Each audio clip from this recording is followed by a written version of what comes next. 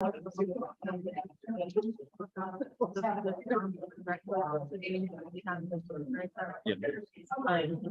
It's like not something you want to.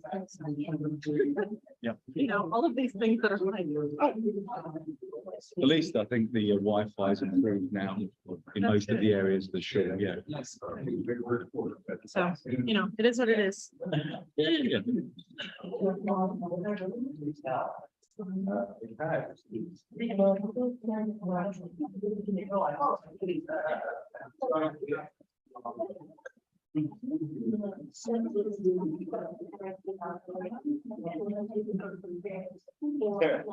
We're live streaming.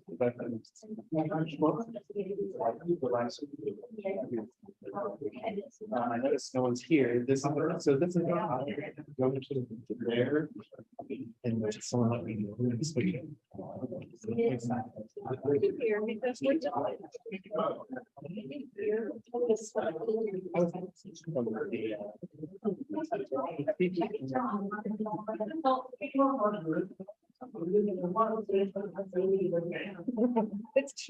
we're all figuring this out. Sorry, I've got, oh, great. Thanks. Well done, Sylvie. I've now got a mouthful of dessert. Very unedifying, very undignified. Now, what I'm going to do is, oh, Alex, I'm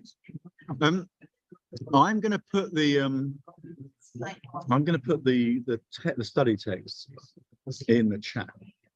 So if you can repeatedly put that same link in the chat. Okay.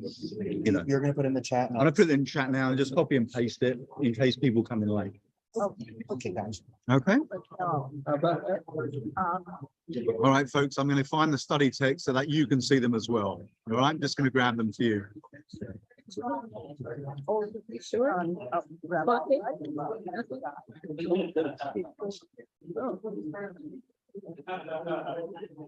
was, you know, we just got rabbi.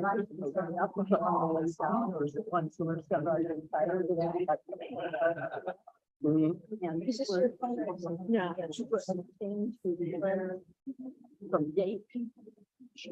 Okay, folks, so just messed that up. Oh, yeah. Let's try that again. I've just put a link in the chat. And yes, everybody should be, I'm going to mute everybody right now, just because we're about to start our study.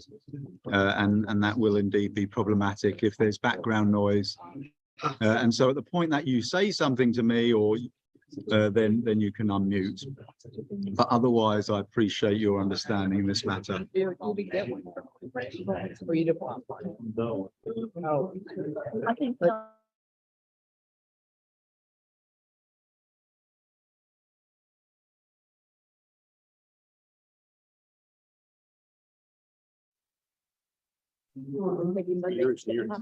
Okay, everybody, come and sit down. Pretty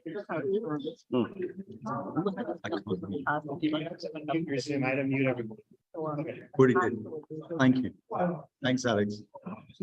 So yeah, we're going to begin our study. So grab some food, and to begin this, I want everybody to think back over this past year. Everybody think over this past year. You're going to think of something that you did wrong. Okay?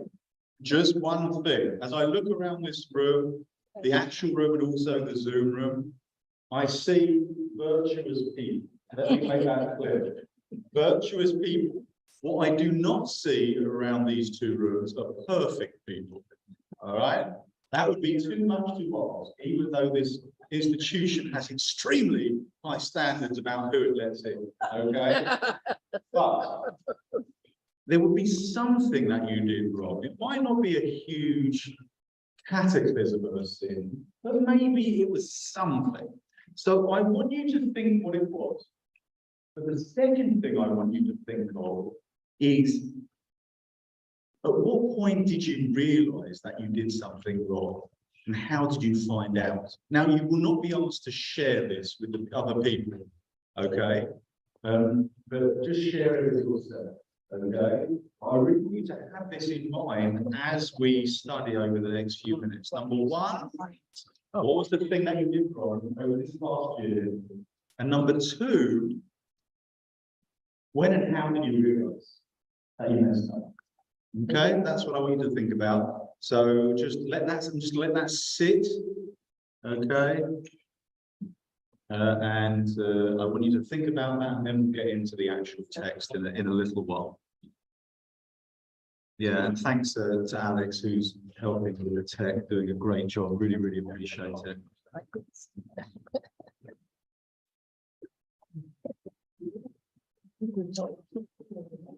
There's relative silence, of course, but this really sound of people in inspection. Right, that's what you can hear right now. It's a very specific kind of silence.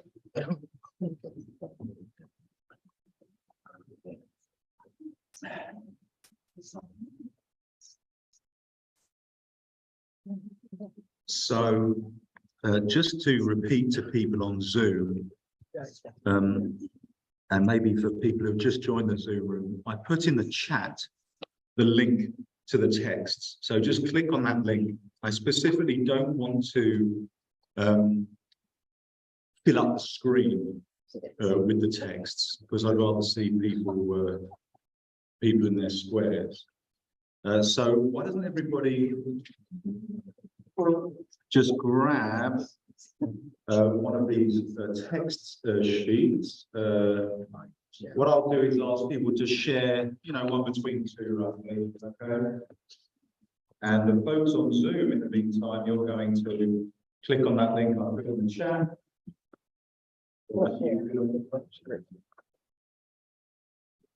You can see the text. We don't have an outline. Oh, now we do. Yeah, yeah. Yeah, now. All good things come further. What?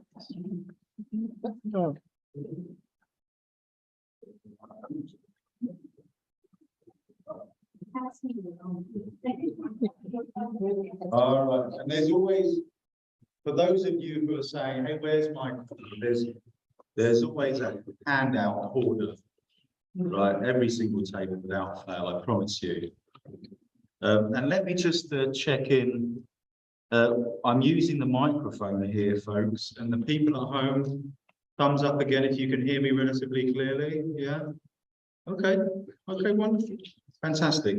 So it turns out, I don't necessarily want to be quite so fast on this. If you, there are a couple of extra ones. If you want your own copy, anyone who needs their own copy, put your hand up now. Be bold. Don't be afraid of asking for your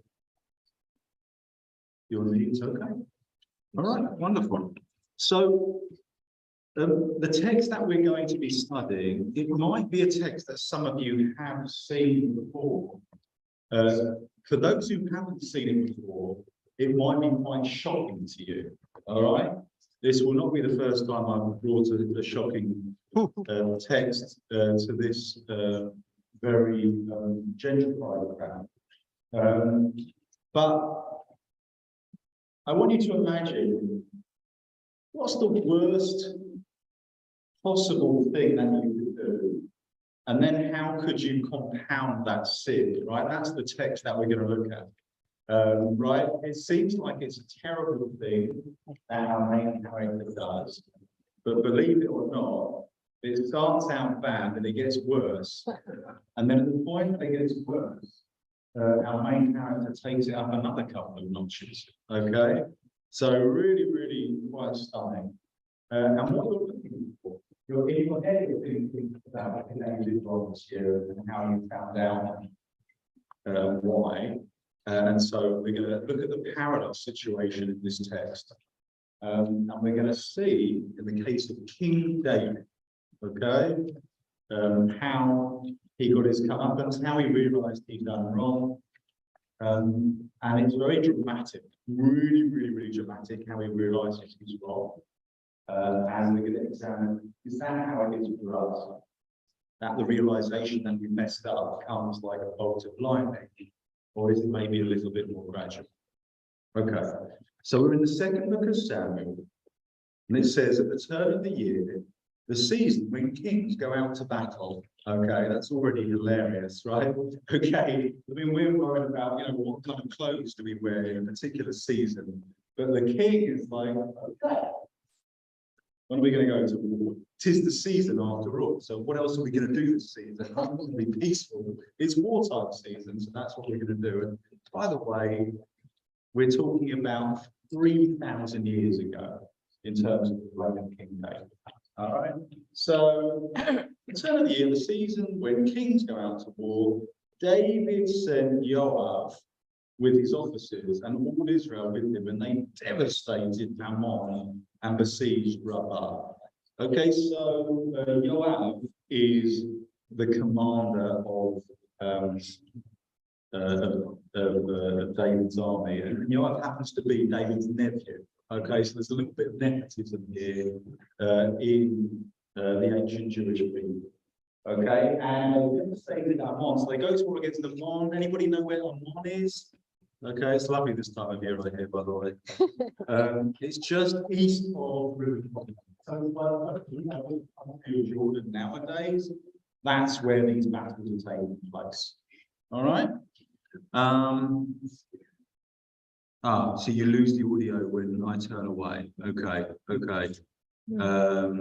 Yes, it's not like that. I can get closer to the mic. The mic's on my face. Okay, but I totally accept that that I shouldn't turn away. Okay, if I turn like this, is it bad? Like this? Or is it just when I literally turn away? Oh, okay, great. Okay, all right, that's good. So I have a little bit of rotation. From time to time, I will make sure that I bring the people who are sitting behind me into my peripheral vision. That's the word. Okay, so they're in modern day Jordan and they're winning these battles. David remained in Jerusalem. Late one afternoon, David rose from his couch and strolled on the roof of the royal palace. And from the roof, he saw a woman bathing. Okay, the woman was very beautiful, and the king sent someone to make inquiries about the woman. Okay, now, if you remember that the Jewish people ask for a king, and they know about what having a king would entail. They're told that the king sends his people into the army, that the king will tax everybody, and that the king have many, many wives. Okay, it looks like David's on the hunt for the latest wife. Okay, and I guess, David is using to his advantage the fact that his palace, right, sits high above the rooftops.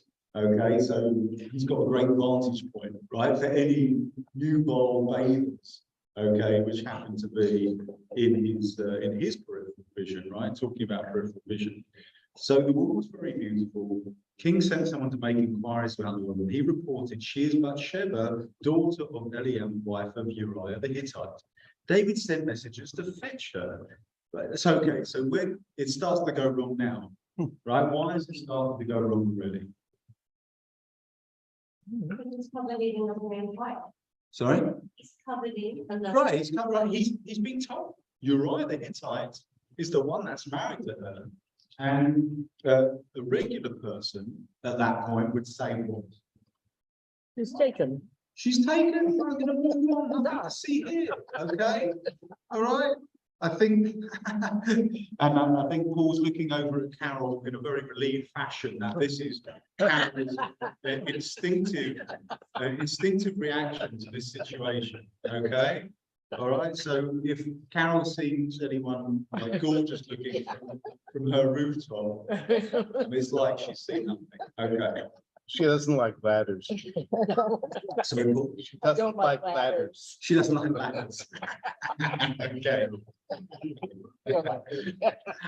Okay, and right, and also the other question came from the Zoom.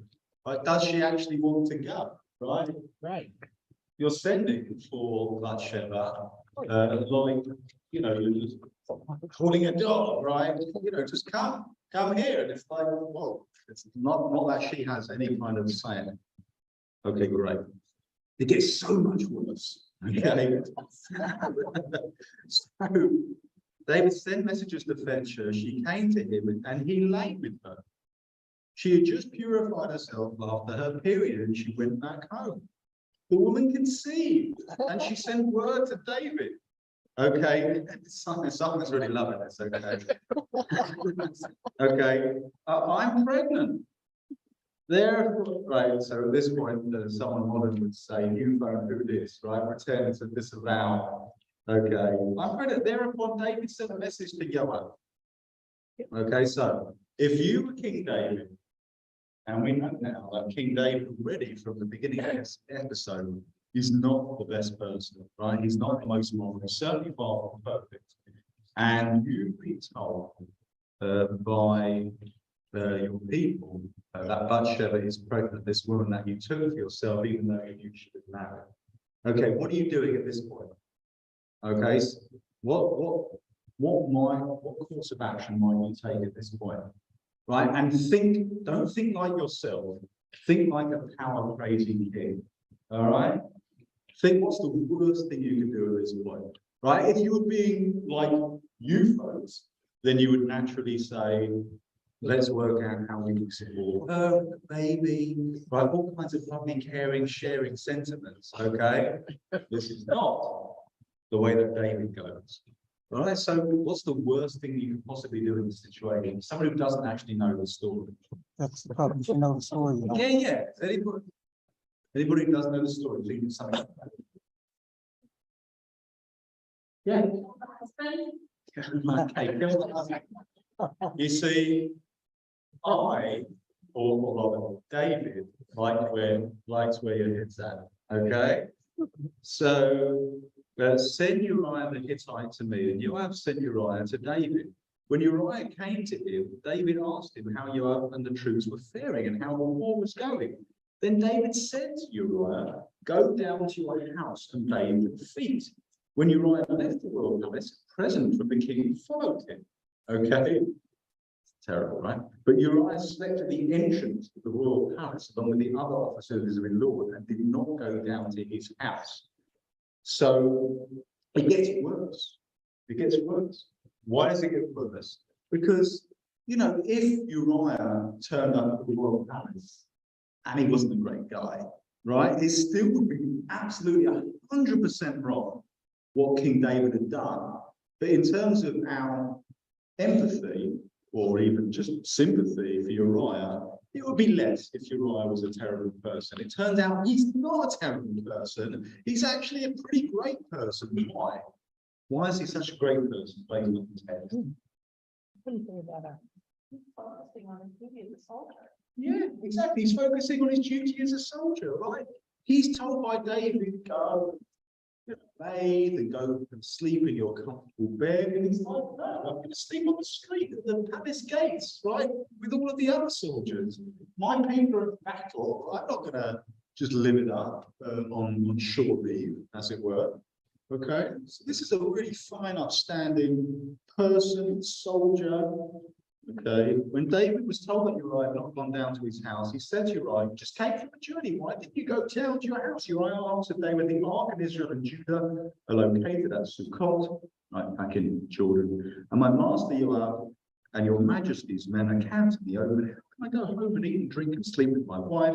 As you live by your life, I will not do this." Okay. We have yet another reason why Uriah is just a fantastic person and really someone to be impressed by. Okay, not only does he say, "I'm not going to my house," he's also he's so concentrated on this moral course of action that he even stands up to King David, right? That's how far he can go to do the right thing. So David said to Uriah, "Stay here today also, and tomorrow I'll send you off." So Uriah remained in Jerusalem that day. The next day, David summoned him, he ate and drank with him until he got him drunk. But in the evening, Uriah went out to sleep in the same place with his Lord's officers. He did not go down to his home. Why is David getting Uriah to eat drink? So it's control, so he's vulnerable. He's what? Vulnerable. So he's vulnerable. Okay, got it. He's vulnerable. Okay, nice. Right. Maybe assuaging a little bit. Is what? Possible deniability. Exactly, right? Susan Marie, okay, who I never for a second thought was such a devious person, but it's revealed. Okay, right? Go back, right?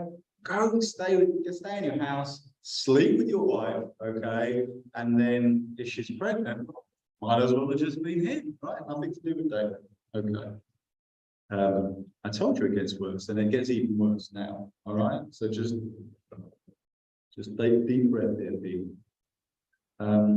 In the morning, David wrote a letter to Joab, which he sent with Uriah. He wrote to the letter as follows: place Uriah in the front line where the fighting is fiercest, then fall back so that he may be killed. All right, so go out there and then immediately leave him out in the open, so that he falls. And so when Uriah was besieging the city, he stationed Uriah at the point where he knew that there were able warriors. The men of the city sallied out and attacked Joab, and some of David's officers among the troops fell. Uriah the Hittite was among those who died. Joab sent a full report of the battle to David. He instructed the messenger as follows: when you finish reporting to the king all about the battle, the king may get angry and say to you, why did you come so close to the city to attack it? Didn't you know they would shoot down from the wall? Who struck down Abimelech, son of Yerubbesheth? Was it not a woman who dropped an upper millstone on him from the wall of Thebes, in which he died? Okay, there's just like a little tidbit there, right? Do not get close to the siege walls, because you don't even need to worry about soldiers at that point if you're so close, right? Just a resourceful woman just could take a massive stone and drop it on your head, okay? So why did you come so close to the wall? Then say your servant Uriah the Hittite was among those killed. The messenger set out. He came and told David that Uriah had sent him to say. The messenger said to David, first, the men prevailed against us and sallied out against us into the open. Then we drove them back up to the entrance of the gate. But the archers shot at your men from the wall, and some of your majesty's men fell. Your servant Uriah also. Whereupon David said to the messenger, give Joab this message: do not be distressed about the matter. The sword always takes its toll, right?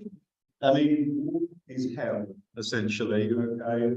But of course, who sent Uriah to that horrible spot in the siege? When Uriah's wife heard that her husband Uriah was dead, she lamented over her husband. After the period of mourning was over, David sent and had her brought into his palace. She became his wife and she bore him a son, but the Lord was displeased with what David had done. So we've got to the lowest point. Okay, you're like, okay, what's going to get? Okay, that's as bad as it can get, just to reassure you. It's pretty bad. And King David has done the worst possible thing. And he knows it, right? But he's following through, right? Okay, Bathsheba, she's mine now. Uriah's dead. He ain't coming back. She's going to move into the palace with me, and we're going to be husband and wife. Now, again, think back to the thing that you did wrong, all right? By the way, if anyone did something almost as bad as this, just keep it to yourself, okay? I wasn't going to ask people to share anyway, but I really do not want to know, right? If your sin during the past year came in the ballpark, right? Close to this. All right, good. Okay, great. So this is where we get the entrance of Nathan the prophet. Now, for anybody who needs to understand the setup, there has to be some kind of a balance of powers, right, within the Jewish people. And so there've been priests, there's been judges, but kings obviously hold a huge amount of power. And one of the balances to their power, although you could argue whether it's really a check and balance, is the prophet. So the prophet, their job, aside from the channeling the word of God, is to be the moral voice.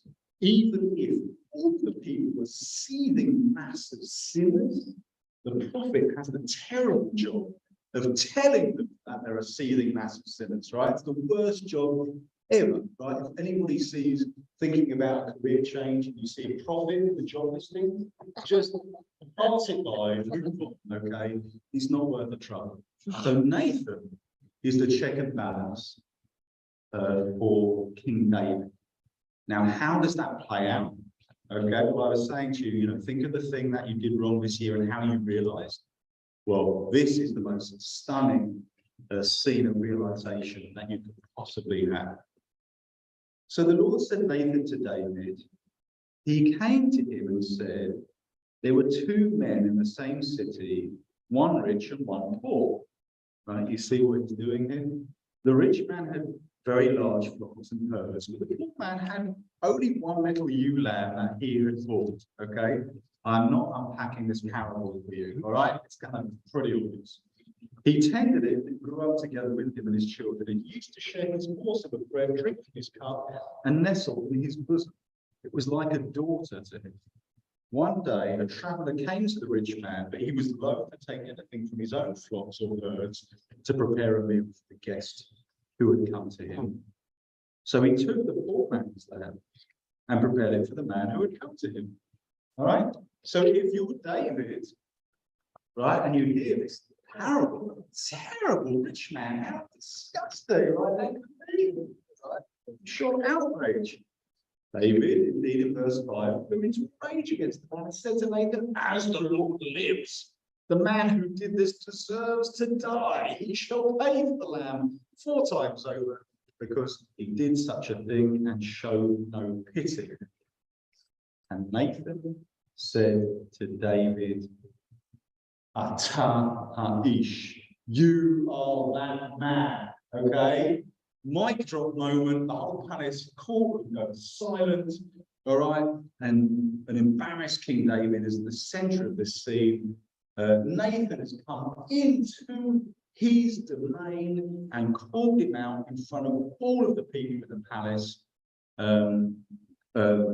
induced a rage in David to the point that David has denounced his own sin, at which point Nathan says, and you are indeed the one who did that sin, okay?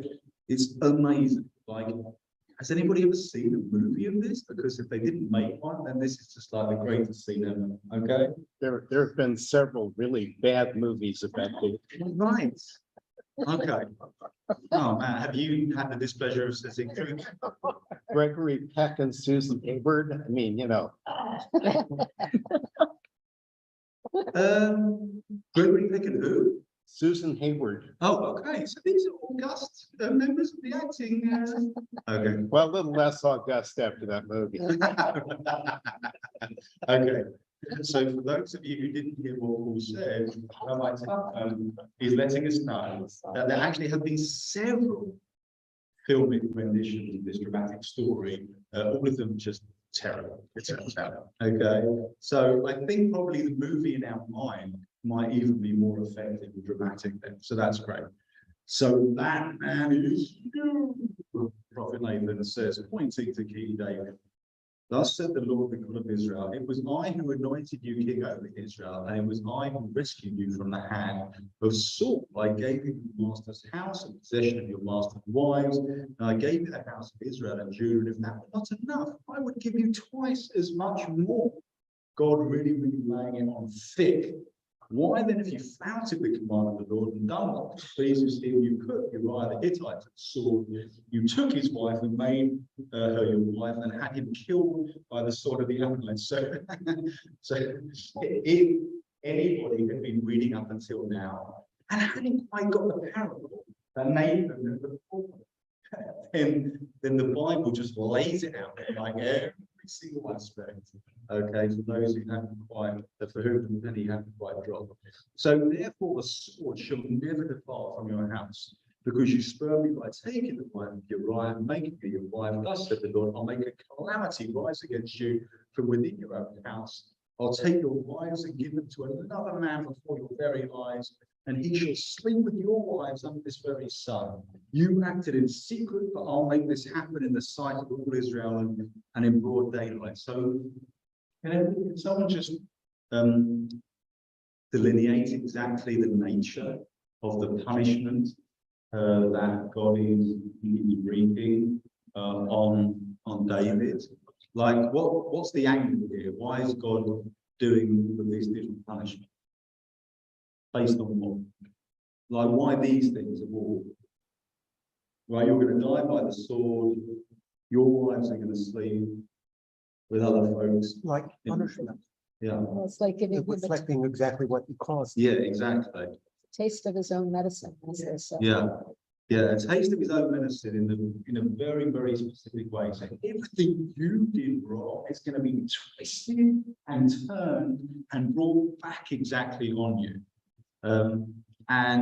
Someone was saying, yeah, and on David's wives are treated like objects. That's a really, really helpful comment from Zoom. Okay, they become collateral damage, right? Just like, so that's that. So someone might have a problem, might legitimately argue with God's sentencing here, right? That just, but Sheba was used like an object, summoned, slept with, okay? And David's wives will in turn, we're told, be used in a similar way. So that doesn't feel good. David said to Nathan, I stand guilty before the Lord. And Nathan replied to David, the Lord has remitted your son, you shall not die. Okay, so an admission of guilt seems to stave off a death sentence. Okay, and so yes, absolutely, David's wives are treated like objects, but yes, the charge of rape, right? That they're taken in theory, they're taken forcibly. Doesn't so David, oh yeah, sorry, Nathan went home. Nathan's done his job at this point, okay? And the Lord afflicted the child that Uriah's wife had born to David and became critically ill, right? It seems really unfair on Bathsheba. David fasted and he went in and spent the night lying on the ground. The senior servants of his household tried to induce him to get up from the ground, but he refused, nor would he partake of food with them. It's almost like a mini version of what from earlier on in the story, but just a mini version. David refusing food, fasting, just sleeping on the ground. What's it a mini version of that we saw earlier on in the story? Yeah, that was the thing exactly that Uriah did. Yeah. So that's not an accident, okay? It doesn't mean that David is as virtuous as Uriah, but it means that maybe King David has a tiny smidgen, right, of virtue, and you know, as much as we feel disgusted with what he did, right, you would never want someone's child to suffer. Now, on the seventh day, the child died. David's servants were afraid to tell David that the child was dead, but they said, we spoke to him when the child was alive, and he wouldn't listen to us. How can we tell him that the child is dead? He might do something terrible. When David saw his servants talking in whispers, David understood that the child was dead, and David asked his servant, is the child dead? Yes, they replied. Thereof David rose from the ground, he bathed and anointed himself, and he changed his clothes. He went to the house of the Lord, prostrated himself, then he went home and asked for food, which they set before him, and he ate. His courtiers asked him, why have you acted in this manner? Well, the child was alive. You fasted and ate. But now that the child is dead, you rise and take food. He replied, well, the child was still alive. I fasted and went because I thought, who knows? The Lord will have pity on me and the child may live. But now that he's dead, why should I fast? Can I bring him back again? I shall go to him, but he will never come back to me. Right, that's a very stark line, isn't it? Very, very beautiful, but also very stark and bleak. right? Maybe let's just have a look at the Hebrew. So verse 23. Yeah, Ani holech elav, v'hu lo yashuv elai. Really, really beautiful, very, very simple, right? Ani holech elav, I'll go to him. V'hu lo yashuv elai, they will never return to me. David consoled his wife Bathsheba. He went to her and lay with her. She bore a son and she named him Solomon.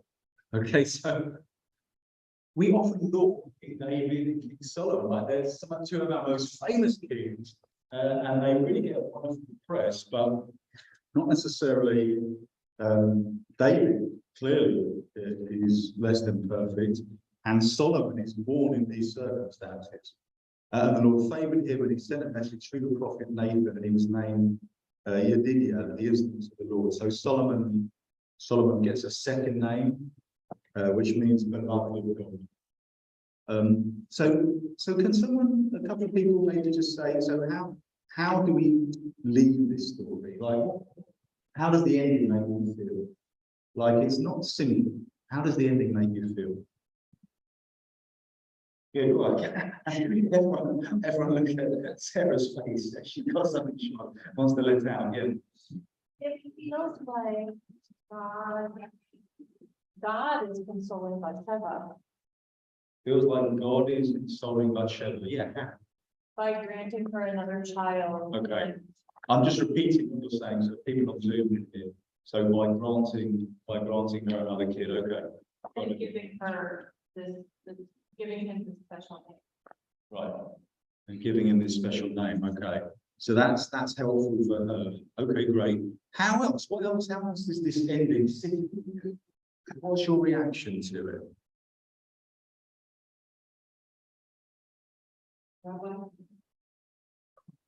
Yes. But Bathsheba's paying for the sin of someone. A child, yeah, who dies. Yeah. It's a really stark thing that comes through the story, right? The women are used as objects, okay, the children are just pawns, right, in this game. Yeah, okay. Yeah, and The story could have been a lot different. the story could have been a lot different. You're right, I have the irony carrying the letter. Essentially. From his death. He should have steamed that envelope. Okay, for the people on Zoom, I'm going to explain what Andy said. So Uriah is the one who carries in letter form his death sentence to Joab, the commander, right? Unbeknownst to him. You're right. That was just a massively dramatic aspect of the story, which I totally did not flag up, Andy. I'm really, really grateful to you. Okay, this whole time. Okay, he's the one who takes that letter to his commander. Inside the letter, it says, send, right, the soldiers into battle, then pull back. So you rise. If he'd steamed over the letter, okay, he could have been in on the plot and maybe reacted to it. Okay, I love it. I love it. It was staring at detail, was staring us in the face. It's obvious I didn't see it. I'm such a trusting person, and I would never steam over which was not meant for my eyes. Okay. Thank you for not groaning too much. But that underlines once again Uriah's loyalty. Yeah, his loyalty. Yeah, it makes him even more virtuous. 100% makes him even more virtuous. Yeah, yeah. He insists on not going back to sleep with his wife and then going to bed. He insists on sleeping on the palace grounds. He never questioned his commander-in-chief. Yes, Alan. He's a turnaround from one bad. A turnaround when bad things happen to good people. So this is a less than wonderful person, okay, who actually, you're saying, who actually deserves what he gets. Yeah. Is that what you're saying? Got it, got it, got it. So other people are caught in the crossfire, but the person who really did the deed is indeed caught in the snare. Give me one moment, Cynthia, just because you're thinking about, all right, Laura's saying she's thinking about all the people who enabled David to be a bad actor in this story. Okay, yeah, that's really interesting. the people who enabled David to be a bad actor in this story. Yeah, I don't know what power, right, that David has, that they felt compelled to do it. But yeah, they're certainly helping things along. Yes, Cynthia? Oh, yeah, just they just saw Cynthia.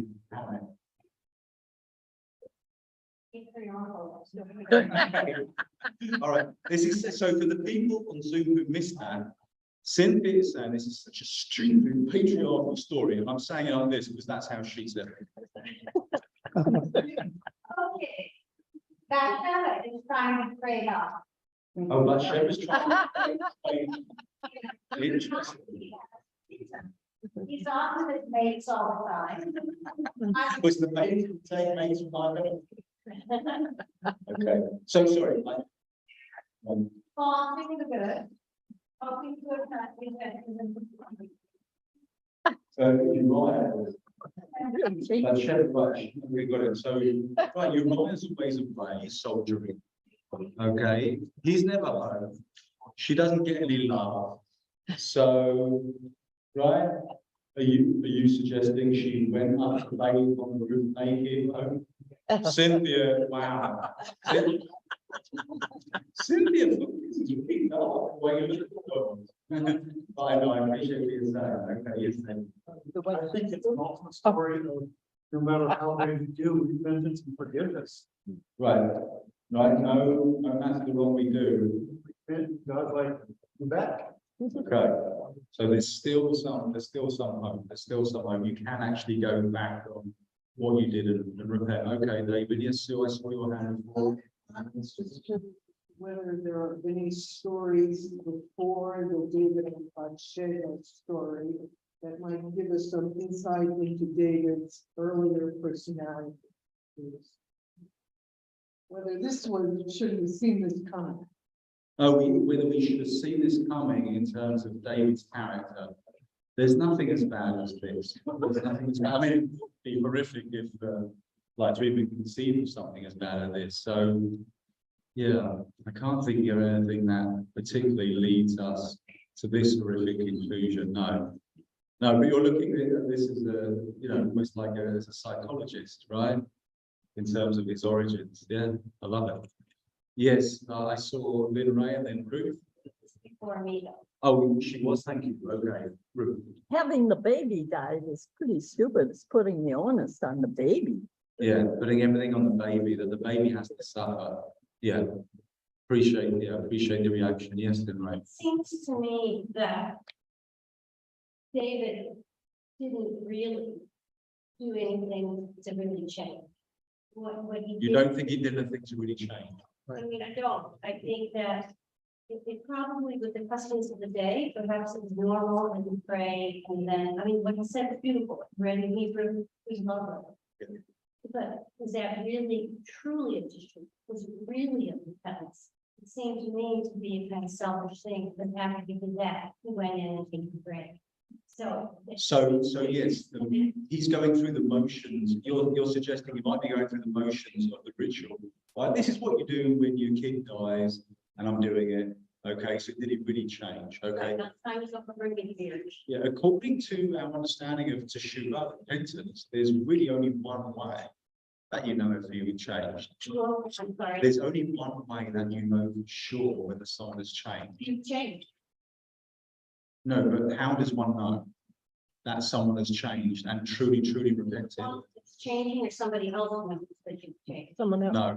The person. Even more than that. That's totally part of it. God wants to change. Okay, even No, more, the even more. person that you. How does, yes, mate, You realize you're bringing the hole, you stop.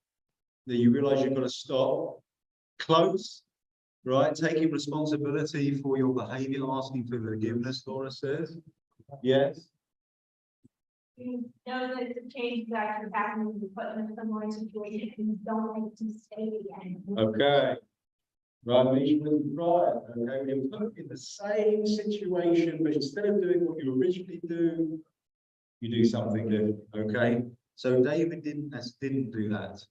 Denise, not that we know, according to the text, right? It's not in exactly the same situation, but yeah, but that's the ultimate.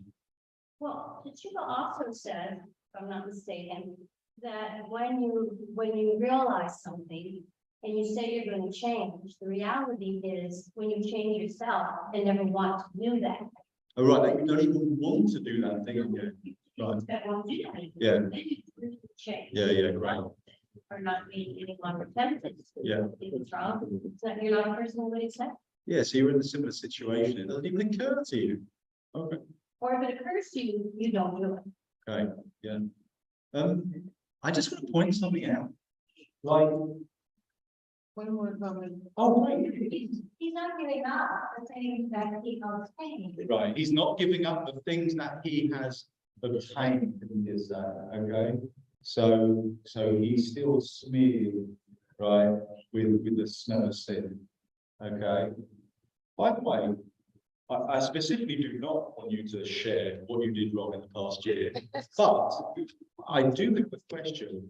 Did anybody have a Nathan moment where the thing that you did wrong, it was like made blindingly clear to you that you did it wrong, and you're like, oh my gosh, I did that, right? By someone calling you out in a very, very direct way. Yeah, By a prophet? not there's no prophets, or like not in necessarily any more profit. So okay, a couple of people. So here's the thing. It's really, really rare. Right? This is incredibly neat. Okay. I mean, Nathan calls David out in the center of David's own universe, and it's wildly stark, right? Left nothing to the imagination. If David was making that episode and thought, oh, maybe I did wrong, maybe I didn't, then it would be a problem. There's no chance that he does that. It's obvious. But here's the thing, we don't normally have a prophet Nathan, right? To tell us in a very stark way that we've done wrong. So usually what happens, and there's a text at the bottom, which we're not going to read, but Rav Kook, the first chief rabbi of Israel, the usual way of things is that repentance or trying to do the right thing, somehow moving on from the thing that you did wrong, is usually glacially slow, the progress, right? When you slowly but surely, very nuanced and subtle and slow way, you kind of realize what you did wrong, and you eventually get to grips with what you did wrong, and hopefully you change from it. And it would be useful, right? If we could just have a prophet Nathan, right, following us around. And we were about to do, we just done something wrong, and immediately we get our comeuppance, and prophet Nathan has said, you are that man, that'd be great, okay? Because then, like, if you had prophet Nathan that followed you around, you'd always know where you stand. But in reality, with messy human existence, it's a lot more subtle. Rabbi, if you take this story and you bring it into today, Yeah, taking the story, bring it to today, yeah. realize these are very much of the memorials of the past, and the people couldn't see. So it would take a Nathan to expose David. But what did David do? He became the father of Solomon, who was the best judge given life. Therefore, if you say what is our inheritance, it is the law, and the law that shows the truth, and eventually gets those who have taken advantage of God's laws and man's laws, Right. and gets his comeuppance. Yeah, So so that's, our making today is social media and the television. so our prophet Nathan today is social media and television. I love that. But what Lynn Ray was saying before that was that David's legacy is Solomon. David Bathsheba's legacy, right? Let's just be clear, is Solomon. And Solomon is known for his discernment. Okay. So I love the fact that, yes, maybe one thing that we can take away, if we don't have a prophet Nathan following us around, maybe we can at least actualize David and Bathsheba's legacy, which is the wise discernment of Solomon to realize when we're going wrong. Solomon had his moments. Solomon had his moments, yeah, and a few more. Okay, all right. But apart from that, what the Romans have done for us. Okay, so yes, You don't like this story? Yeah, I'm certainly getting the vibes from you, Cynthia, that you don't understand. This Nathan, compared with Shiva, a human woman, this two of these are unique. Right, why is she treat, why does he treat her like a piece of thing? No, it's real, misogyny, there's no way to get around. Yeah, that's really hard. Right, that's the only way that David understands women in life. That could well be it. Okay, everybody, so what we're gonna do now, we're gonna move slowly but surely towards Havdalah. And prepare for our Salichot service. So we're gonna, I guess Havdalah we could do in the, yeah, it's just right there. Okay, beautiful. So that's what we're gonna do. We'll do Havdalah right here and now, and we'll take a little break. I'm talking to you folks on Zoom, and we'll get back together in the sanctuary and start exactly at 9 o'clock, not a moment before or after.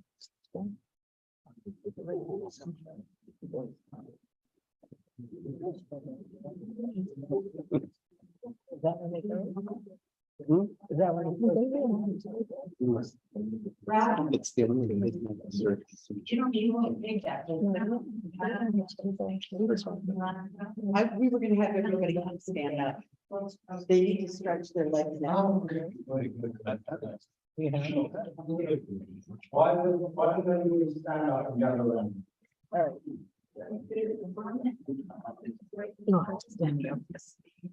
Yeah, but your word.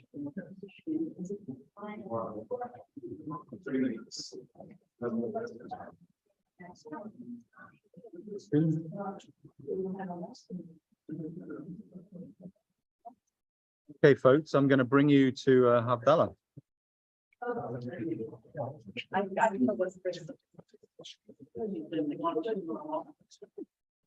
Ask Lynn Ray. She was the one who made the arrangement.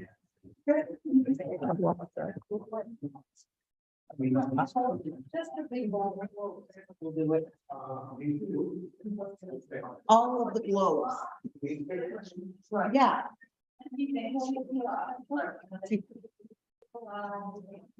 We're about to start Havdalah, everybody. Okay.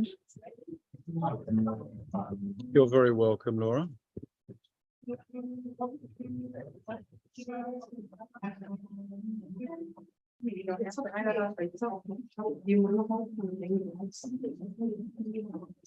don't you do this? Oh, sure, yeah. Want me to hold it and just hold it so that way you can see us. Okay, yeah, and I'll be able to see that, so I'll know if I'm standing in the right spot. So you don't need to worry about it. You know the words to this, right? Yeah. Okay, that's what I thought. Right.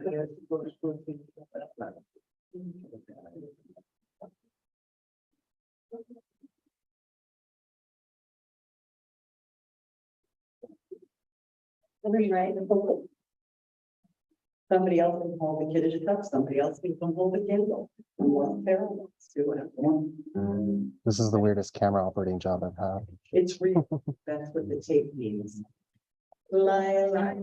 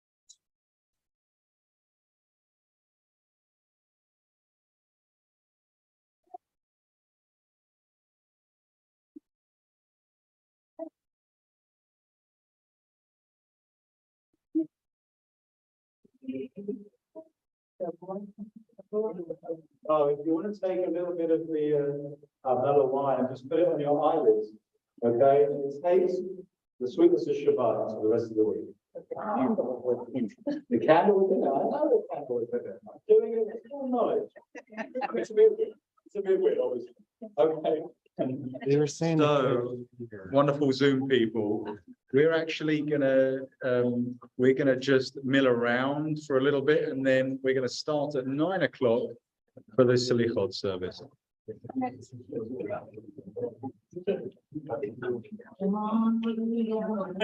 So I'm gonna turn off, I'm gonna leave the meeting. Gonna do this with spotlights. Yeah. I couldn't hear, by the way, very well, but before In general, I couldn't hear the singing. I think there's a setting on yours where it tries to hide the background noise.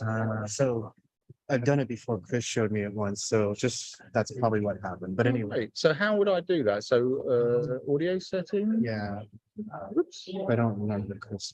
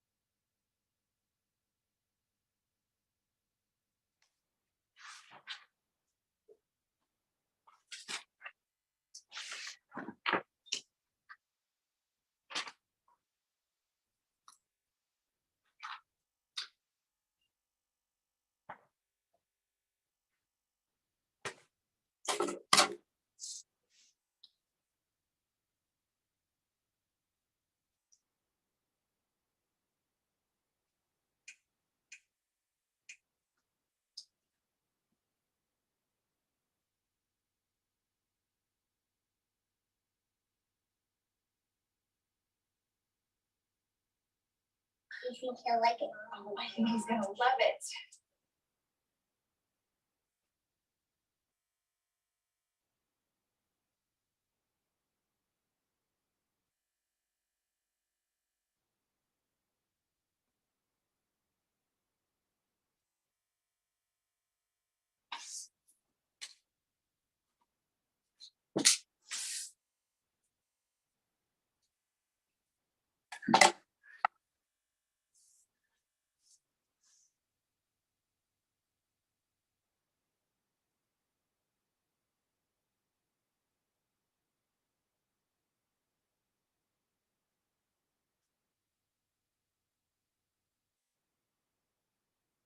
Previously on One Tree Hill. Look, I know I screwed up as a father, but I'd like to be a good grandfather. You should have thought of that before you killed Jamie's great uncle.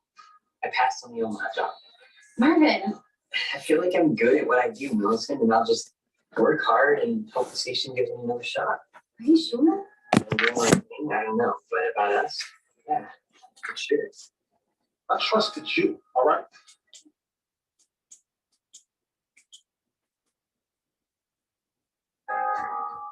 There were many who couldn't understand.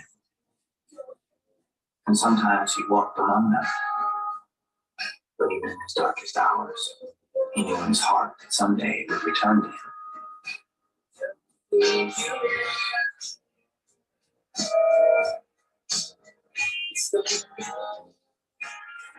And his world would be whole again.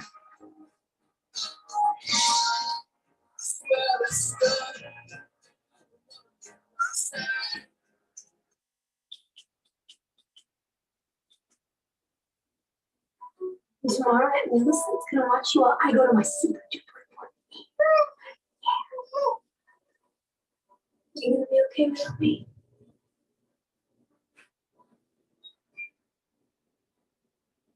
Open. Hey, what are you doing here? Yeah, 7 p.m. But I appreciate the enthusiasm, Luke. Thank you. There's a hospital thing. Better? Yeah, I'm starting to get it down. She's sleeping through the night now. I told you. What you expected. It's a lot of work. A lot more than I ever thought it could be. She's so cute. Oh God, that was like the best night's sleep that. Hey, what are you doing here? He just came by for Angie's pre-op appointment. Talk about it.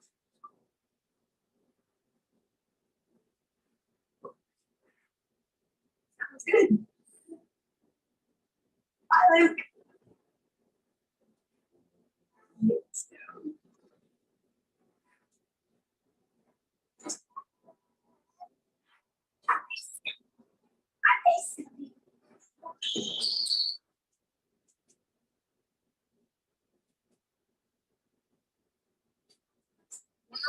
Look what we got. More squash and peas. Yummy.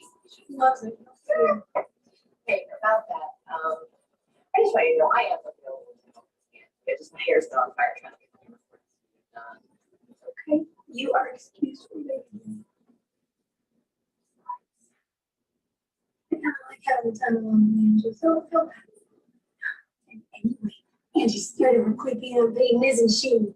Yes, we like Lucas better. Right. I'm kidding. We're cute. I mean, it is pretty great that he's helping out. It's kind of missing mom, but it's nice. It's cute. But anyway, he's still pining over Lindsay, so I'm helping distract him.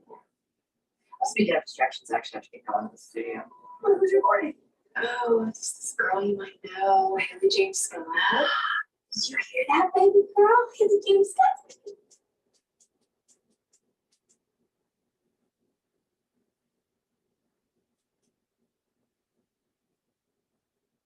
Last time he had Nathan out to the beach house with him.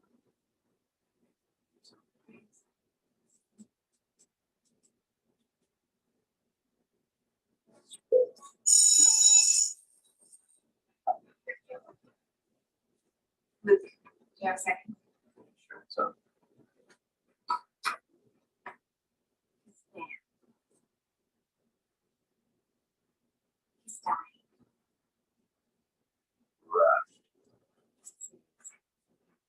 I'm here to make me out to the beach house.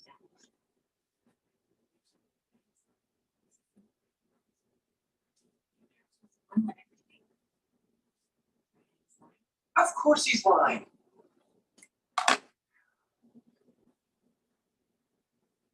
I'll get it. But in the meantime, be careful. Something with me. Why is telling the truth?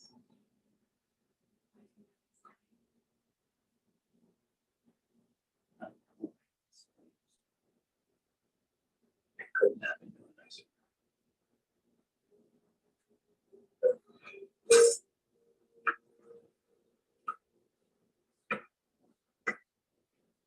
You'll get it back again, trust me. What are you doing here? You told me in the gym you weren't trying to come back. I know you are. What I have to do? It's not a comeback. Sure. You know, Nathan, you may just have to face the fact that you'll never be the same player you once were. That doesn't mean you still won't be a great player. You just have to learn how to play differently. Read books. Best players always find a way. Okay, try again, but slow down. Stop it. Stop following me. Try to see Jamie. This, all of it. Dan, I don't care that you're dying, okay? This isn't happening. We're done here. Nathan, don't hate me because I'm proud of your accomplishments. Take it from someone who knows. You don't want to live a life of regret.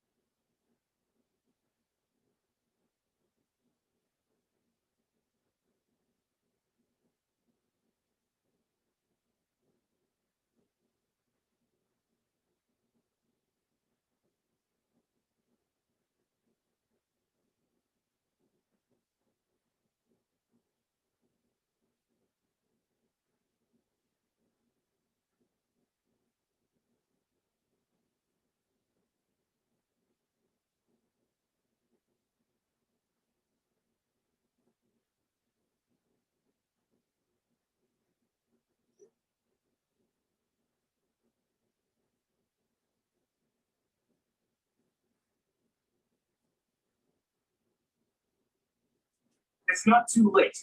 You can have your dream. You just have to really want it. Ugh, stop it! Okay, you don't get it, do you? Just stop it, all of it. And leave my family alone.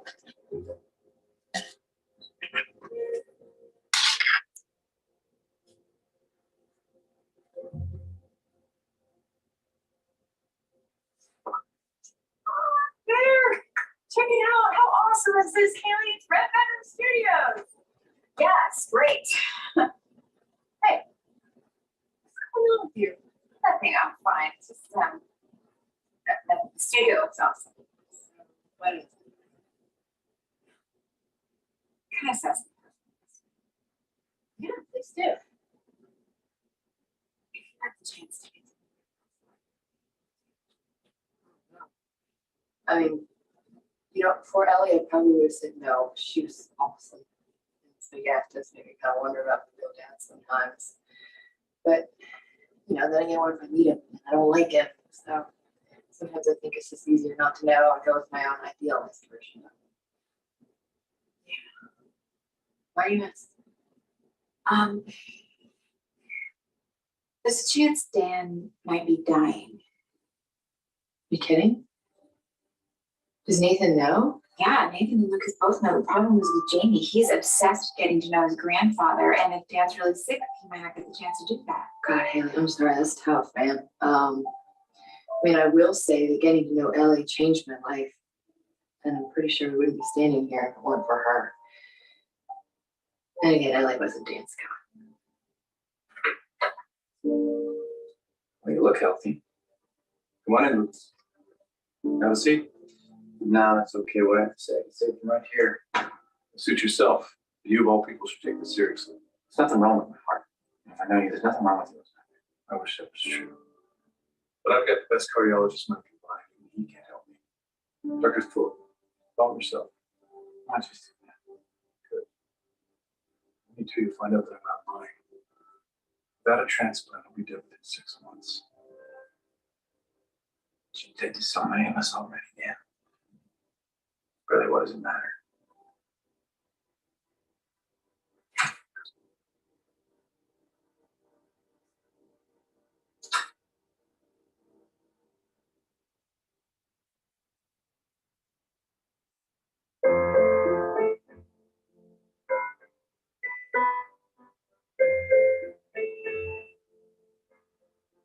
Do you want to put down the piano scratch track first? Yeah, that's perfect. Hey. Who would have thought that one day we'd be in our own recording studio making your next record together on your label? It's great that you're really enjoying your work so much, baby. Just as long as you're not using it to hide behind. What's that supposed to mean? Look, before the wedding, I told Lucas that he shouldn't marry Lindsay.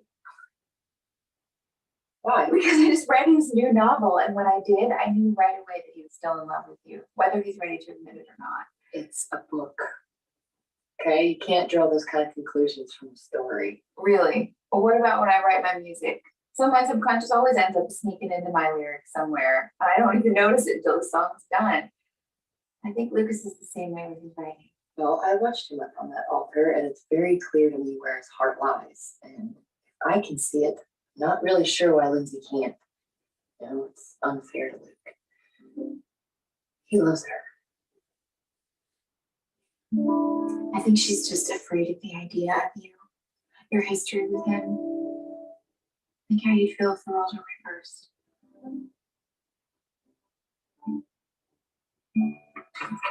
Hi. Sorry if I kept you waiting. Dr. Copeland, listen for dates. Close, right? Yes. I thought you looked familiar.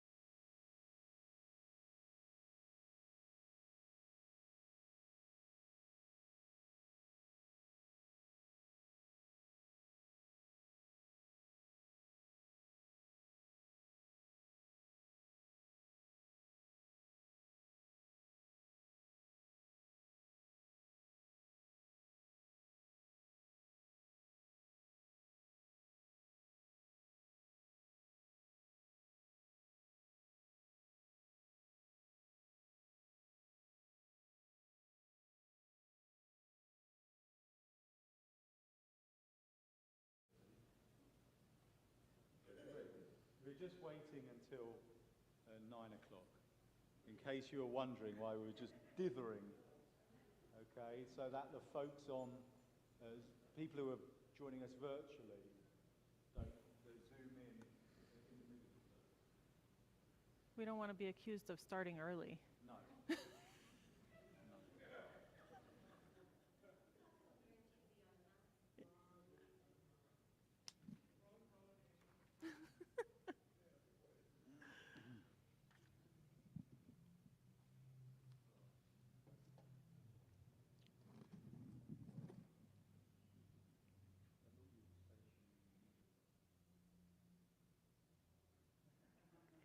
Be ready.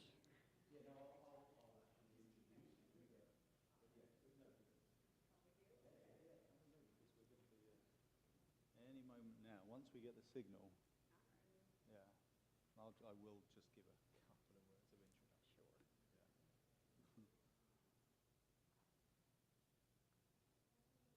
Sure. It's a mystery. It's a mystery. It's all a mystery.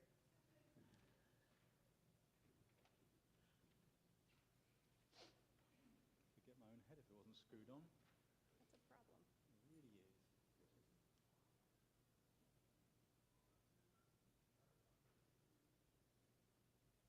Yeah, but are you satellite? Welcome everybody to our Slichot service. We really appreciate you being here in person and online. Thank you for being part of our congregation here this evening. We're going to, as our first act, change over the Torah mantles to their pure white state, which they will be in for the whole of the High Holy Days. And so we're going to bring Louise Greenfield to change the Centennial Scroll as Susan Marie reads for us.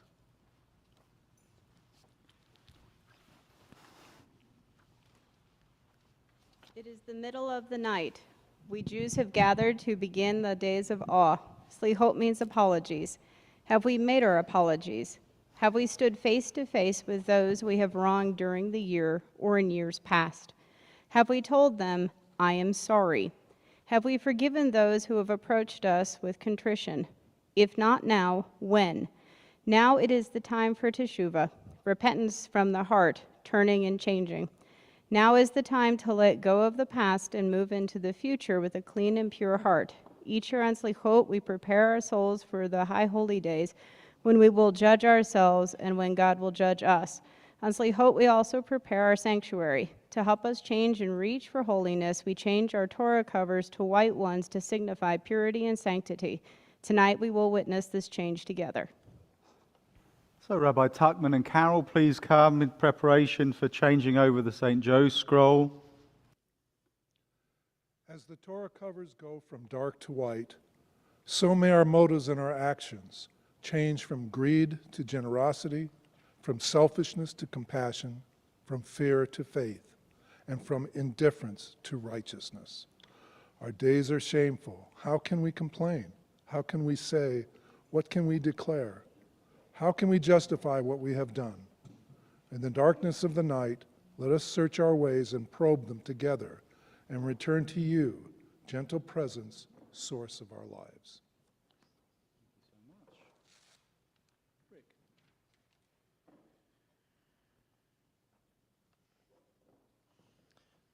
As we change these mantles on our precious Torah tonight, may our own darkness gently turn toward the light of holy. May God discover our righteous deeds with the dawning of a new day. Nurturing and compassionate presence, turn our lamentations to exaltation and our joy to sorrow, our sorrow to joy. Lie, lie, lie, lie, lie, lie, lie, lie, lie, lie. Die, die, die, die, die, die, die, die, die, die, die, die. Die, die, die, die, die, die, die, die, die, die, die. Die, die, die, die, die, die, die, die. Die, die, die, die, die, die, die. Die, die, die, die, die, die, die, die, die, die. Die, die, die, die, die, die, die, die, die, die. Die, die, die, die, die, die, die, die, die, die. Die, die, die, die, die, die, die, die, die. Come on, children. Die, die, die, die, die, die, die, die, die, die. Die, die, die, die, die, die, die, die, die, die. Die, die, die, die, die, die, die, die, die, die. Die, die, die, die, die, die, die, die, die, die, die, die, die. Die, die, die, die, die, die, die, die, die, die. Die, die, die, die, die, die, die, die, die, die. Die, die, die, die, die, da, da, da, da, da, da. Da, da, da, da, da, da, da, da, da, da, da, da, da, da, da. Thing here. Yeah, perfect. Yada da da da da, yada da da da da, yada da da da da da da da da da da, yada da da da da, yada da da da da, yada da da da da da da da da da da, yada da da da da, yada da da da da, yada da da da da da da da da da da. Yada da da da da,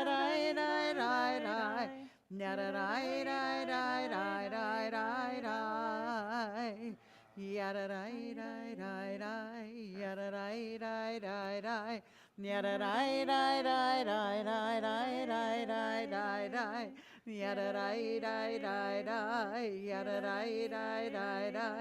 Yada da da da da da da da da da da da. Yada da da da da. Yada da da da da.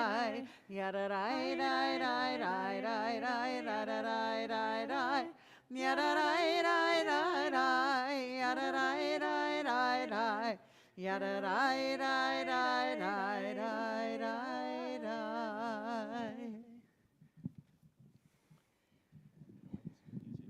Thank you. In his commentary to Pirkei Avot, the acclaimed Maharal of Prague, Rav Yehuda Leva, writes, all of the divine commandments are one, a single unity. This idea finds expression in the verse, a commandment is like a flame. However, the Torah is not the mere sum of many individual flames. Rather, the Torah is light. The Torah, which contains all the individual commandments, is a single unified light. The flames unite to form one great light. Our scrolls are renewed for us now. We now know what we should do. Therefore, caring present, source of our lives, our eyes are upon you. May your kindness be upon us. Do not recall our misdeeds. Let us no longer outrun your goodness and mercy. Let your Torah guide us in pleasant and righteous ways this coming year. Thank you so much to all of our readers and our scroll changers. They'll look beautiful together in the ark. We're on page 12.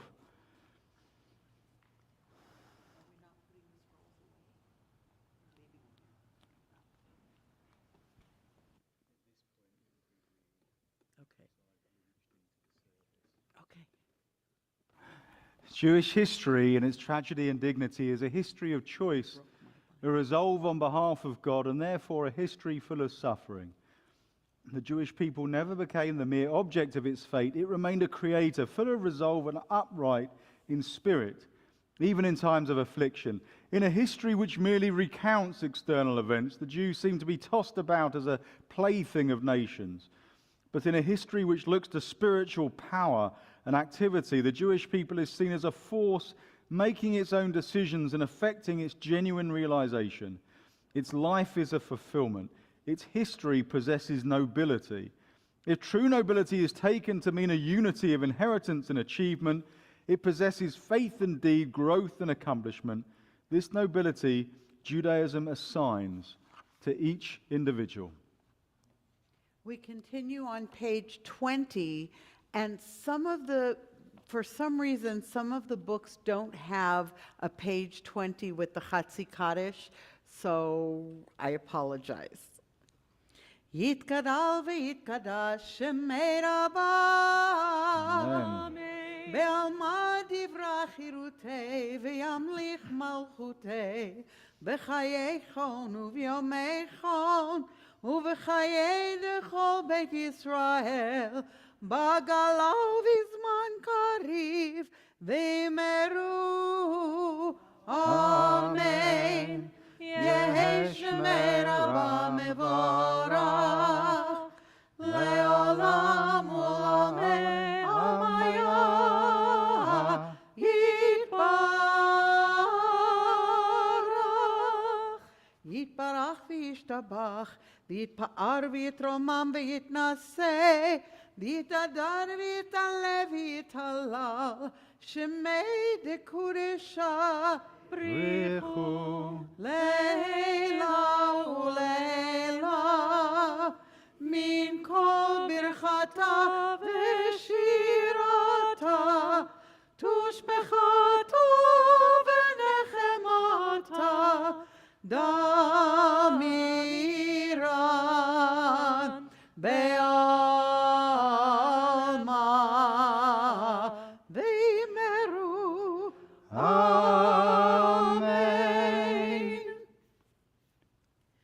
במוצאי מנוחה קידמנוך תחילה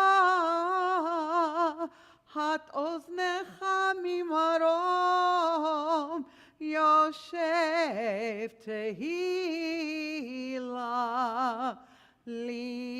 לשמוע אל הרינה ואל התפילה לשמוע אל הרינה ואל התפילה. Shabbat has ended, still we stand before you. O God of praises, hearken from on high. O hear our song and our prayer. לשמוע אל הרינה ואל התפילה. For Father Isaac's sake, who gave himself to you, shield his children who cry to you this night. Oh, hear our song and our prayer. לשמוע אל הרינה ואל התפילה. From heaven's heights, turn to us who turn to you, to all who in singleness of heart seek you. Oh, hear our song and our prayer. לשמוע אל הרינה ואל התפילה. Trembling in your presence like a woman in travail, humbly we beseech, blot out our transgressions. Oh, hear our song and our prayer. לשמוע אל הרינה ואל התפילה. Creator of your worlds, every creature, sustainer of all, sustain us now. Oh, hear our song and our prayer. לשמוע אל הרינה ואל התפילה. Though the sins of your people are too many to count, we plead for your mercy, exalted one. Raise us up once more. Oh, hear our song and our prayer. לשמוע אל הרינה ואל התפילה. Have regard to our suffering and not to our shortcomings. Cleanse us who cry out to you, wondrous God. Oh, hear our song and our prayer. לשמוע אל הרינה ואל התפילה. Be our offering this night acceptable as sacrifice of old, maker of miracles. Make us to see the miracle of forgiveness. Oh, hear our song and our prayer. We continue with Misha reading for us over on page 23, the foot of the page.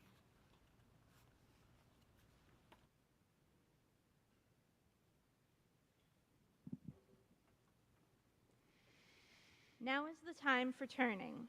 The leaves are beginning to turn from green to red and orange. The birds are beginning to turn and are heading once more toward the south.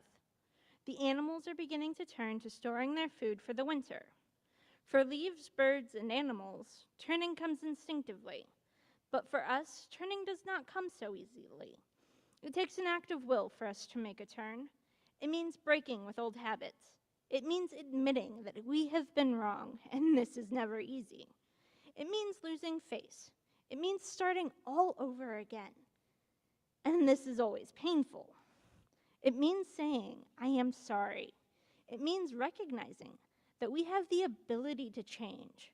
These things are terribly hard to do. But unless we turn, we will be trapped forever in yesterday's ways.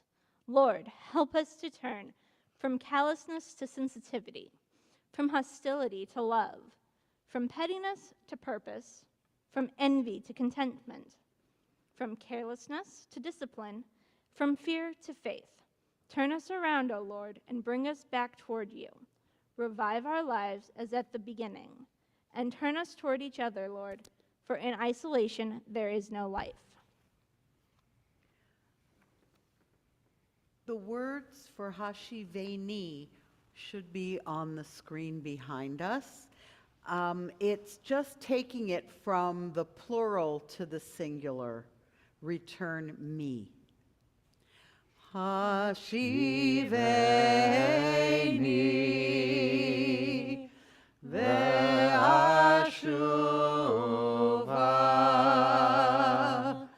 Hashiveni ve'ashuva. Chadesh, Chadesh, Chadesh, Yameinu kekedem. Chadesh, Chadesh, Yameinu kekedem.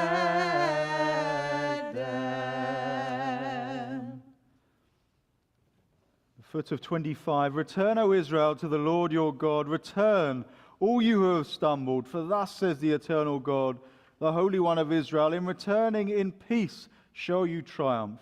In calm trust you shall find strength. You are a stronghold to the poor, a shelter from the storm, a shade from the heat. Lord, let me return to you. Let me come to you. Reach out to me. I am alone, alone, empty-hearted, afraid of myself. Let me come to you. Reach out to me. You are a shelter from the storm, a shade from the heat. Return, O Israel, to the Lord your God. Behold, how the Eternal One does great things with this people. Behold the Most High, who heaps miracle upon wonder. Return, O Israel, return. You are a stronghold to the poor, a crown of glory to all who stumble and fall, to all who rise and return. Shomer, Shomer Yisrael, Shemo She'erit Yisrael. Shomer, Shomer Yisrael, Shemo She'erit Yisrael. Ve'al yovad Yisrael, ve'al yovad Yisrael ha'omerim. Haomerim, Haomerim Shema Yisrael. Shomer, Shomer Goy Echad, Shemo She'erit Am Echad. Shomer, Shomer Goy Echad, Shemo She'erit Am Echad. Ve'al yovad goy echad, ve'al yovad goy echad ham yachadim. Shimcha Adonai Eloheinu Adonai echad. And Parker will read for us in the middle of 27. To be a Jew in the 20th century is to be offered a gift. If you refuse, wishing to be invisible, you choose death of the spirit, the stone insanity. Accepting, take full life, full agonies, your evening deep in labyrinthian blood of those who resist, fall and resist. And God reduced to a hostage among hostages. The gift is torment, not alone the still torture, isolation, or torture of the flesh, that may come also, but the accepting wish, the whole and fertile spirit as guarantee for every human freedom, suffering to be free, daring to live for the impossible. Thank you. Towards the top of 28, if you truly listen to me and keep my covenant, you shall be my treasured possession among the peoples. You shall be to me a kingdom of priests, a holy people. Behold my servant, whom I uphold, my chosen, in whom my soul delights.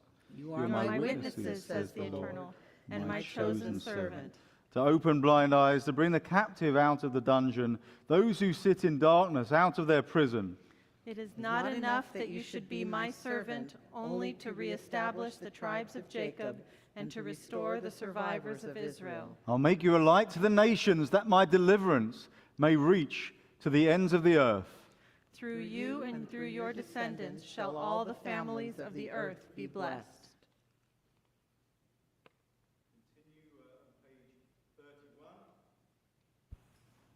Page 31, Beth's going to lead us.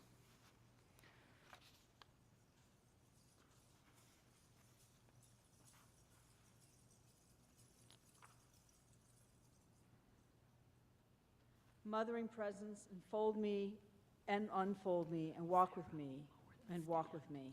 I need to turn to you. I need to walk with you. I need to rest in you.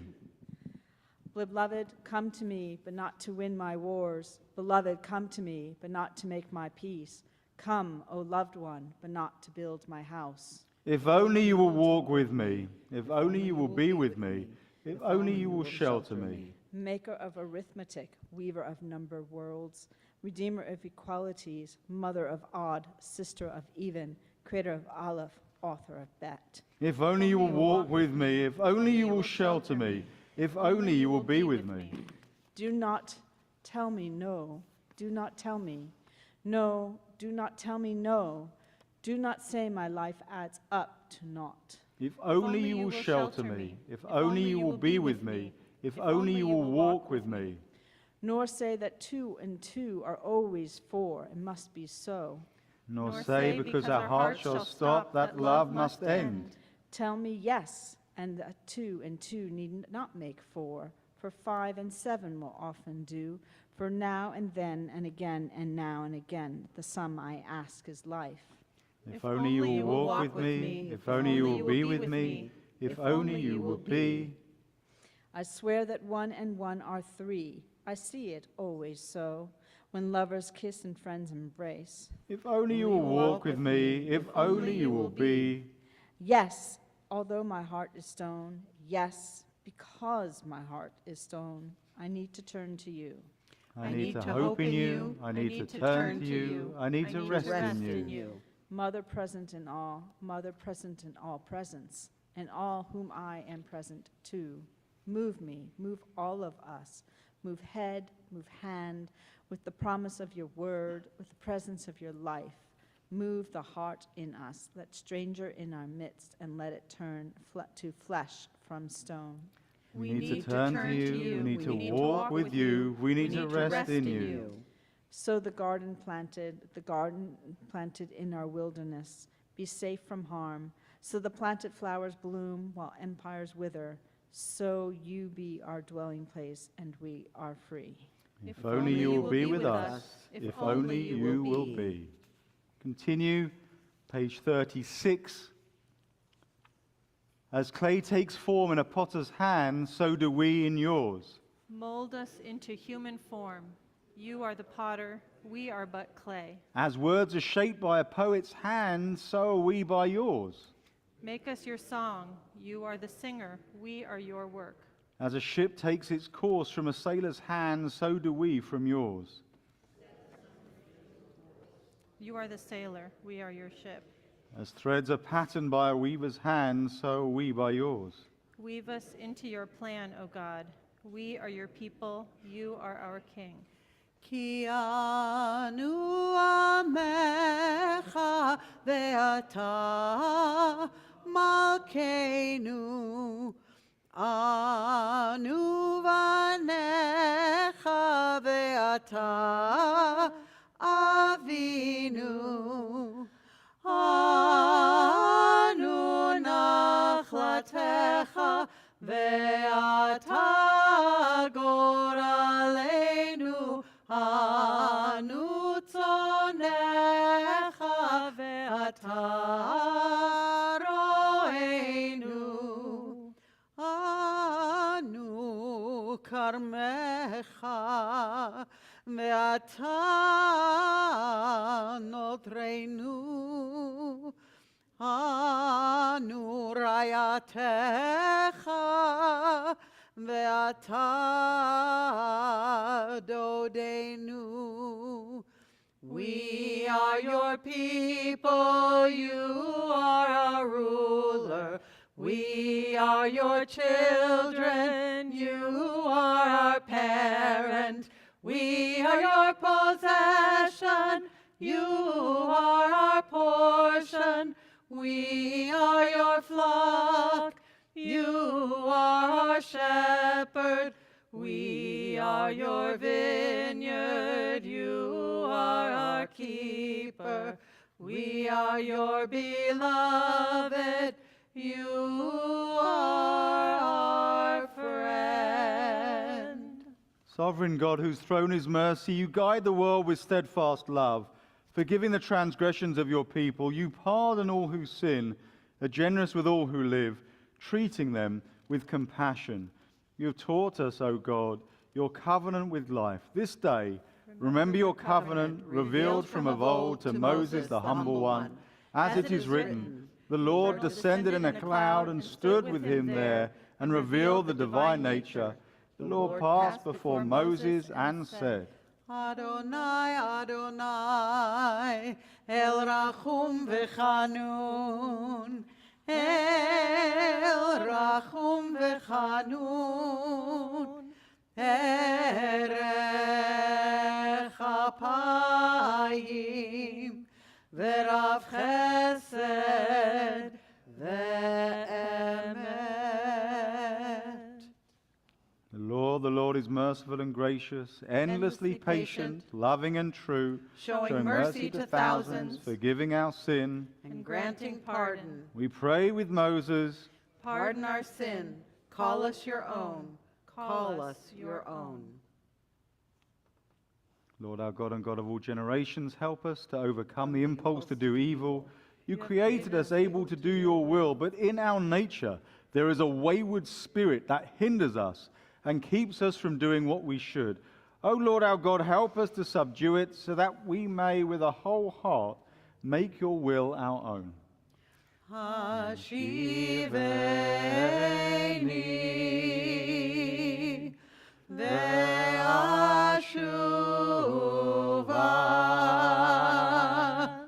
Hashiveni ve'ashuva, Chadesh, Chadesh, Chadesh, Yameinu kekedem.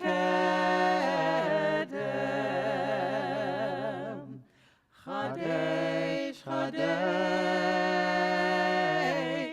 Yameinu kekedem. Your mercy, O God of all life, extends to all who live. You turn from our transgressions that we may turn to you. For you love all beings, despising nothing that you have made. For how could you hate what you have established, and what would endure without your love? All things are touched by your grace, for they are yours. Lord, you take delight in life, for your eternal spirit dwells in all that breathes. Shema Koleinu, Adonai Eloheinu, Chus v'rachem aleinu, v'kabel berachamim uv'ratzon et tefilateinu. Hashivenu Adonai Ele Kadesh Yameinu Kekedem.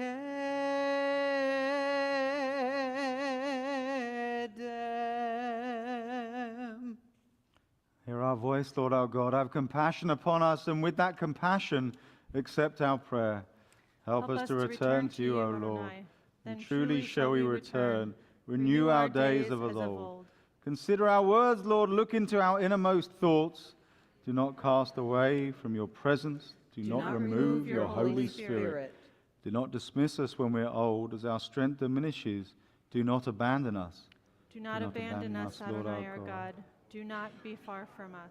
For you, Lord, do we wait, and you, our God, will answer.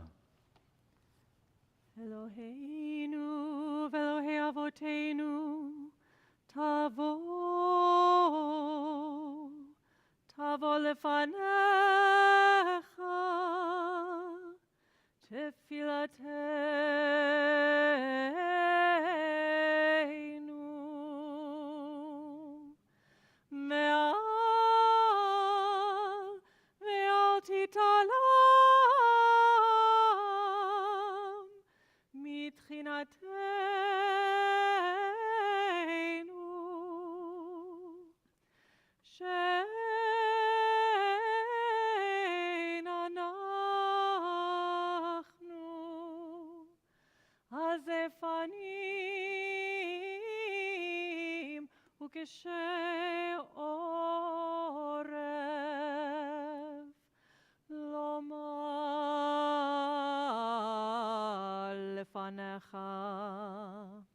Adonai Eloheinu, Elohei Avoteinu, tzadikim anachnu, velo chatanu, aval,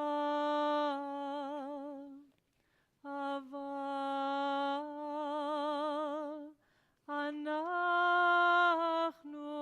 chatanu,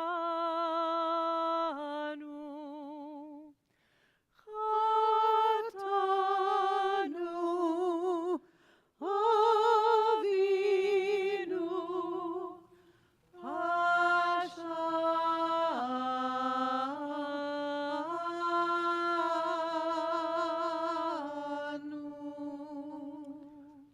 Our God, God of our mothers and fathers, grant that our prayers may reach you. Do not be deaf to our pleas, for we are not so arrogant and stiff-necked as to say before you, Lord our God and God of all ages, we are perfect and have not sinned. Rather do we confess, we have gone astray, we have sinned, we have transgressed. Ashamnu, Ashamnu, Bagadnu, Bagadnu, Gazalnu, Gazalnu, Dibarnu Dofi, Dibarnu Dofi, He'evinu, He'evinu, Vehirshanu, Vehirshanu, Zadnu, Zadnu, Hamasnu, Hamasnu, Tafalnu Shaker, Tafanu Shaker, Yahatznu Ra, Yatznu Ra, Kizavnu, Kizavnu,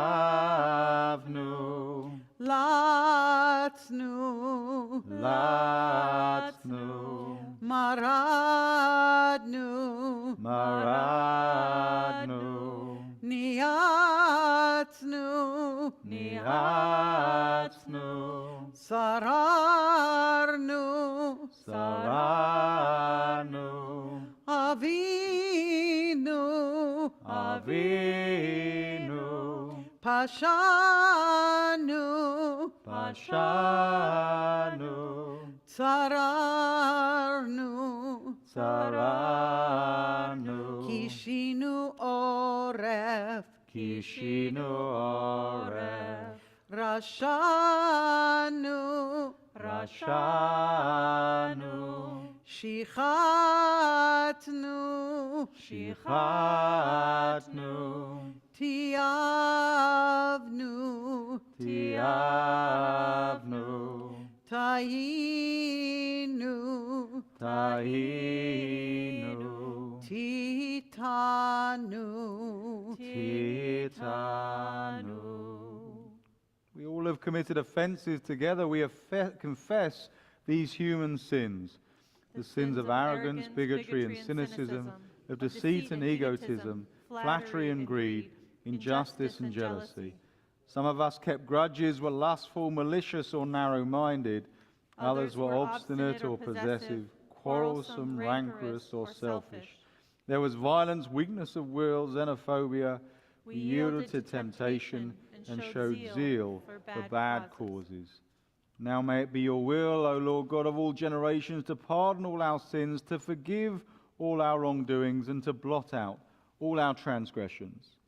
החטא שחטאנו לפניך באונס וברצון. The sin we have committed against you under duress or by choice. החטא שחטאנו לפניך בזדון ובשגגה. The sin we've committed against you consciously or unconsciously. והחטא שחטאנו לפניך בגלוי ובסתר. The sin we've committed against you openly or secretly. החטא שחטאנו לפניך בשנאת חינם. The sin we have committed against you by hating without cause. החטא שחטאנו לפניך במשא ובמתן. The sin we have committed against you by dishonesty in business. והחטא שחטאנו לפניך בהונאת ראיה. And the sin we have committed against you by hurting others in any way. For all these, O God of mercy, forgive us, pardon us, grant us atonement. ועל כולם אלוה סליחות, סלח לנו, מחל לנו, כפר לנו, ועל כולם אלוה סליחות, סלח לנו, מחל לנו, סלח לנו, מחל לנו, כפר לנו. We have sinned against life by failing to work for peace. We have sinned against life by keeping silent in the face of injustice. We have sinned against life by ignoring those who suffer in distant lands. We have sinned against life by forgetting the poor in our own midst. We have failed to respect those made in the image of God. We have withheld our love from those who depend on us. We've engaged in gossip and in repeated slander. We've distorted the truth for our own advantage. We've conformed to fashion and not to conscience. We've indulged in despair and trafficked with cynics. We've given meager support to our houses of study. We've neglected our heritage of learning. We've sinned against ourselves and paid scant heed to the life of the Spirit. We've sinned against ourselves and have not risen to fulfill the best that is in us. For all these, O God of mercy, forgive us, pardon us, grant us atonement. ועל כולם אלוה סליחות, סלח לנו, מחל לנו, כפר לנו, ועל כולם אלוה סליחות, סלח לנו, מחל לנו, סלח לנו, מחל לנו,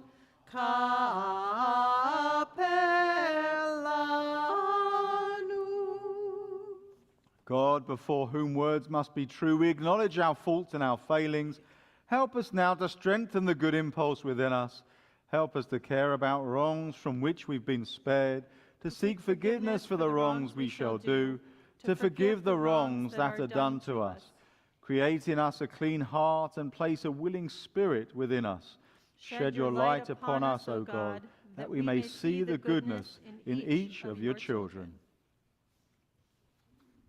Please rise.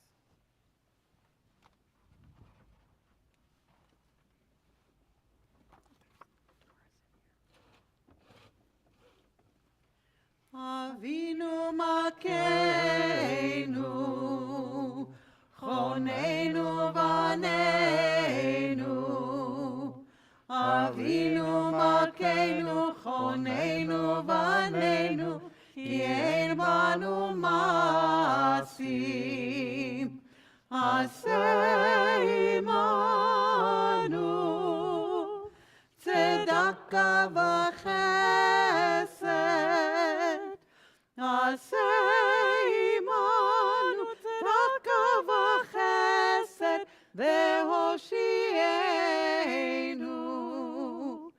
Avinu Malkeinu, Chonenu Vanenu. Avinu Malkeinu, Chonenu Vanenu, Ki ein banu masim. Eloheinu shebashamayim, derashnucha, himatzeh lanu. Our God above, we seek you. Grant that we may find you. Eloheinu shebashamayim, galeh chavod malchutecha aleinu. Our God above, reveal to us the glory of your kingdom. Eloheinu shebashamayim, korveinu la'avodatecha. Our God above, draw us near to your service. Eloheinu shebashamayim, savei tanu birchotecha. Our God above, grant us your blessings. Eloheinu shebashamayim, savei tanu yeshuotecha. Our God above, help us with your saving acts. Eloheinu shebashamayim, shit shalom beinenu. Our God above, let peace reign among us. Eloheinu shebashamayim, ten shalom ba'aretz. Our God above, grant peace to the earth. Eloheinu shebashamayim, ten sava ba'olamach. Our God above, grant abundance to your world. Eloheinu shebashamayim, karev lanu ketz ha'geula. Our God above, hasten for us the day of redemption. We pray for compassion and plead for grace. O God, our help, favor us and grant us peace. Our Father, our King, be gracious and answer us. Even when we have little merit, treat us generously and with kindness and be our help. Uncertain of our ways, we look to you. Remember your compassion and your steadfast love, O Lord, for they are eternal. God, Lord, for you alone we wait in hope. Extend to us your grace. Let not past errors be held against us when our own merits are few. Let your compassion be quick to meet us.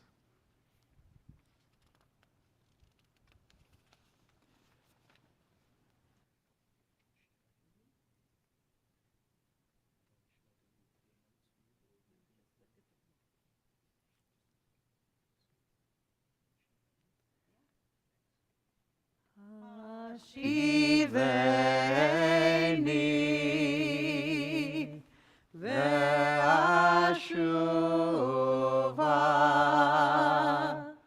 Hashiveni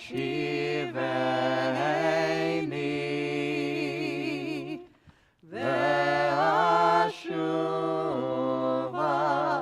Chadesh, Chadesh, Chadesh, Yameinu kekedem. Chadesh, Chadesh, Yameinu kekedem.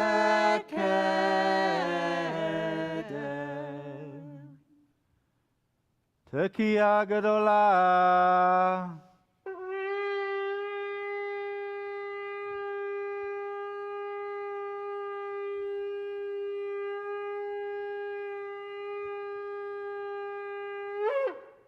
Koach. Shana Tova Matuka.